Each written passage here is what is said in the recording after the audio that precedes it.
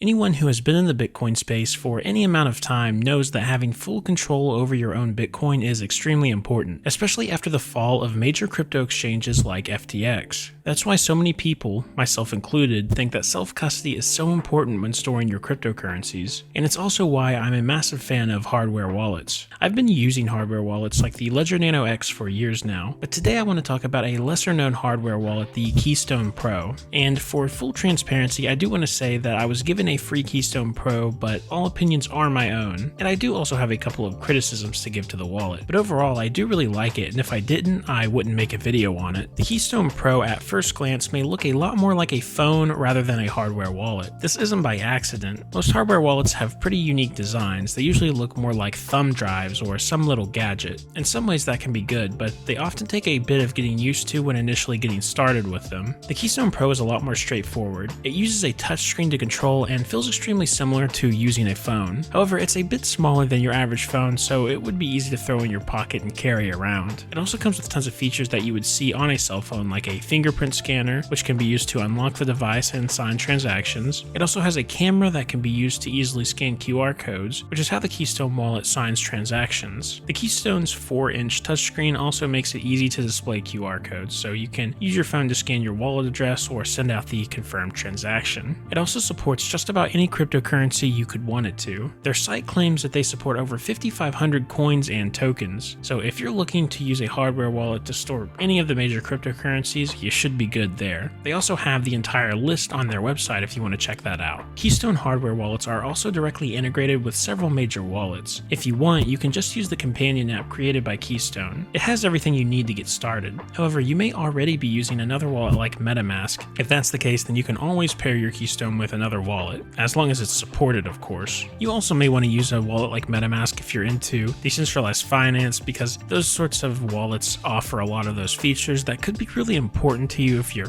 into that sort of thing. The Keystone Pro also supports Bitcoin-only firmware as well as multi-sig functionality if those are things you're into. Now, with any hardware wallet, security should be your #1 priority. The whole reason you buy a hardware wallet in the first place is to protect your crypto. So what security features does the Keystone Pro have? The most notable security feature and one of the main selling points of the Keystone Pro is that it is an air-gapped wallet, which is just a fancy way to say that it doesn't connect to any other device directly. With other hardware wallets, you typically sign transactions by connecting them to a device via Bluetooth or a USB cable. With an air-gapped device like the Keystone Pro, you use QR codes instead. So if you want to send a transaction with a Keystone Pro, you would initiate the transaction with whatever wallet you are using. Then you would use your Keystone Pro to scan the QR code produced by the wallet. You would then confirm on your Keystone Pro that the transaction looks correct. Then the Keystone Pro will produce a QR code with the signed transaction that you will need to scan with a device that your wallet is on. After that, you can send out the transaction and you're good to go. I want to give a quick shout out to CryptoDad since I used his footage for that little demonstration. If you want to see how to set up your Keystone Pro, he has a great video on it that I'll link in the description. So the fact that the Keystone Pro is air-gapped is a huge selling point, but it has some other security features as well. It's totally open source, meaning that all of the hardware and firmware designs are available online. This allows for the device to be audited by anyone, so that you can be sure they aren't doing anything sketchy behind the scenes. Keystone is also big on eliminating blind signing, which is where a user just blindly trusts that the information sent to a hardware wallet is correct rather than double checking it. To combat this, Keystone has placed all of the info on one screen in an easy to understand way. They have also preloaded 70,000 smart contracts onto the device, so if they don't recognize the smart contract that you are dealing with, the device can at least alert you before you sign it. Another feature that I feel is worth mentioning here is the self-destruct. If someone tries to dismantle your Keystone Pro in an attempt to steal your private keys, the device will be completely wiped, so that there will no longer be anything for them to steal. A really cool and necessary feature in my opinion. Overall, the Keystone Pro is a very secure device, and it definitely seems like the team over there is making security priority #1. So this whole time I've been talking about all the positives of the Keystone Pro, but